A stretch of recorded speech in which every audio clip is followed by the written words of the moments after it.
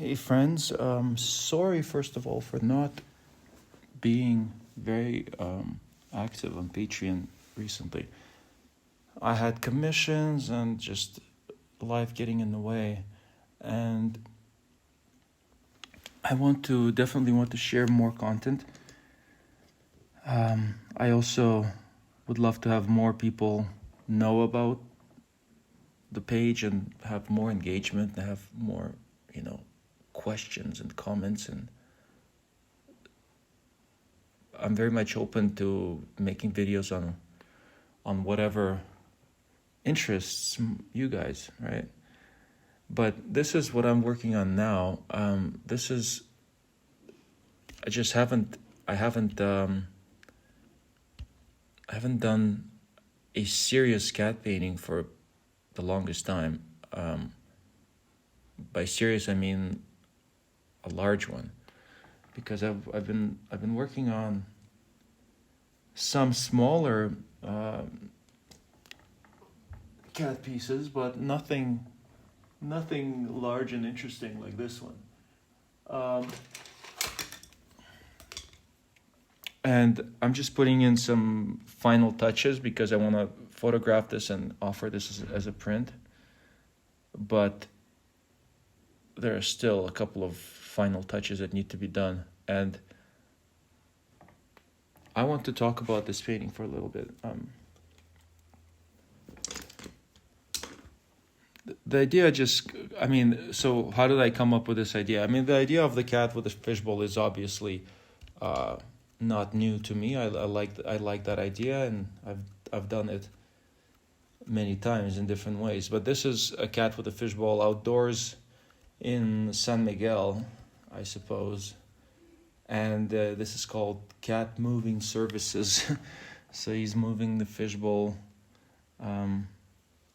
He's moving the fishbowl, and it's a funny and feel good painting.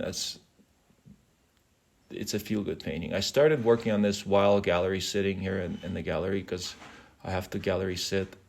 Well, I don't have to, but I gallery sit every Sunday usually, and usually I work on my computer while I gallery sit, because it's work that I don't like doing that much on the computer. I rarely find time to do it. So, hold on. How do we return? Yeah. So I usually do computer work because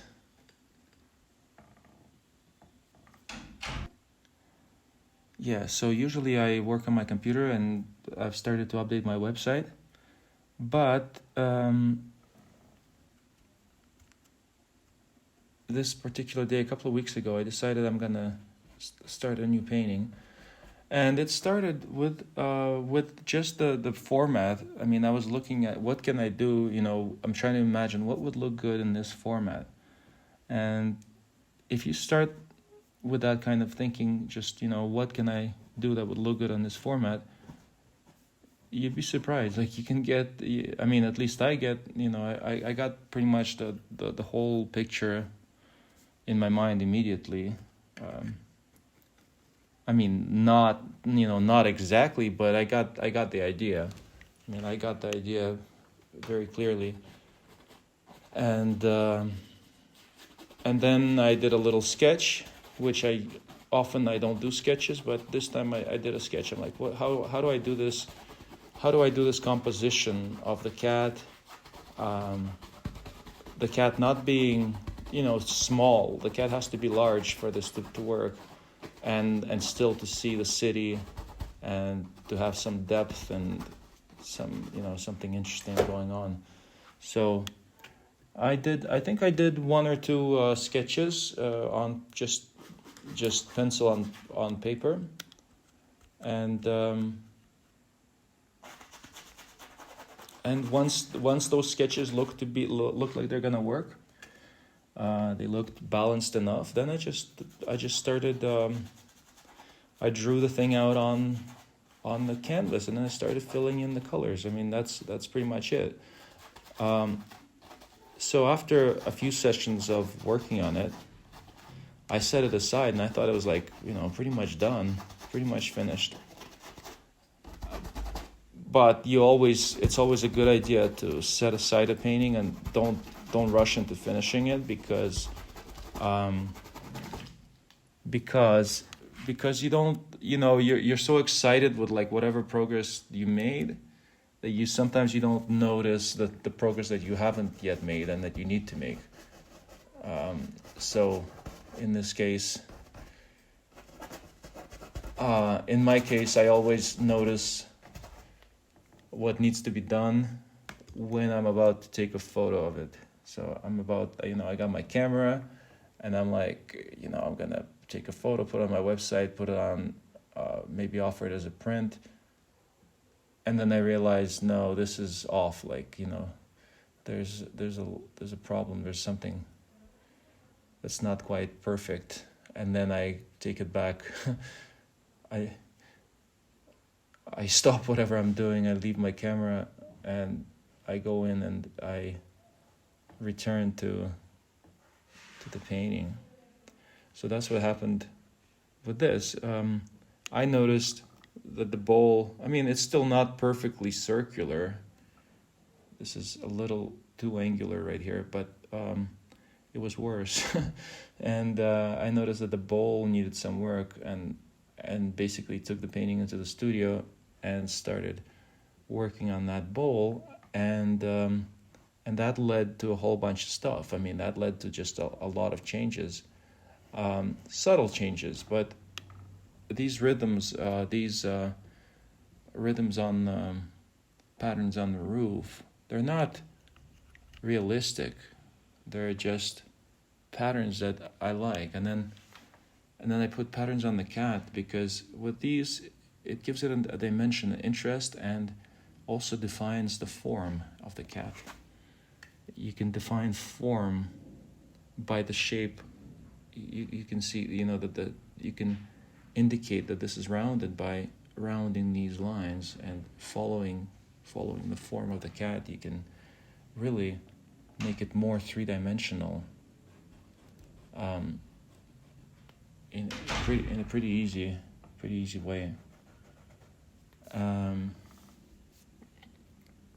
And I did the water in the fish tank kind of roughly. This time it's not very smooth. You could see there's a lot of roughness to it, and I like that. I think the roughness is indicative of movement. I think it conveys movement and not static. And also all these patterns also convey movement, and especially that movement, and then the perpendicular movement of the patterns.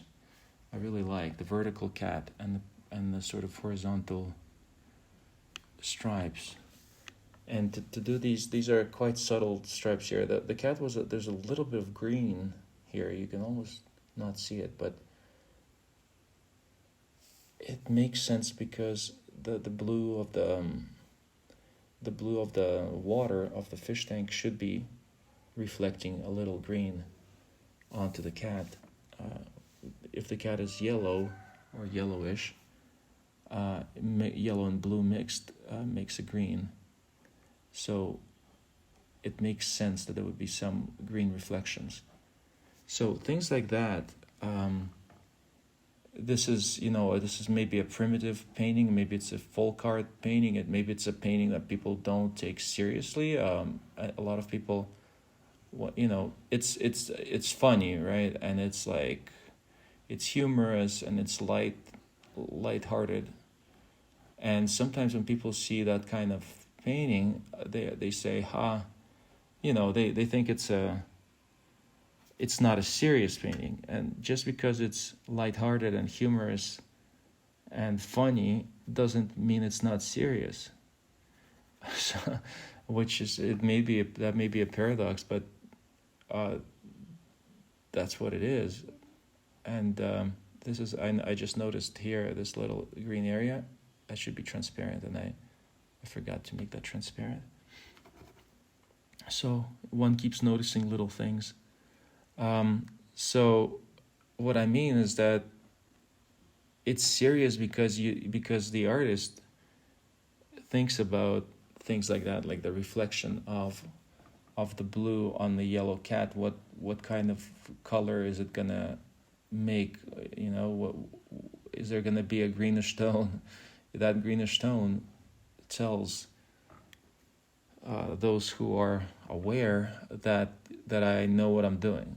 That I'm not just messing around, but I'm including a reference to realistic painting, to traditional painting, to how shadows are supposed to fall, and those kind of things, like the shadows on these trees, relative to where the moon is. All of these little things, like the light on the dome relative to where the moon is. All these little things make it a good painting. They're subtle, and you might not appreciate them right away, but you might at first be gripped by the subject, or the colors or whatever, but those little things add longevity and make it interesting in the long run. So I always strive to pay attention to those kind of things, and I think now this may be done and maybe ready for a photo, and I'm going to take a photo, and I've got a couple of more videos and recordings and content that's saved up on my phone that I haven't had time to upload, and I will upload it, and I hope that you enjoy it. And you see, this is another little subtle, it's a very subtle thing, but this circular water right here, the circular shape of the water makes the bowl three-dimensional. Just that. It suggests three-dimensionality. So those are little things that you can think of as you're working. And again, thank you very much for your support, and I'll see you again soon.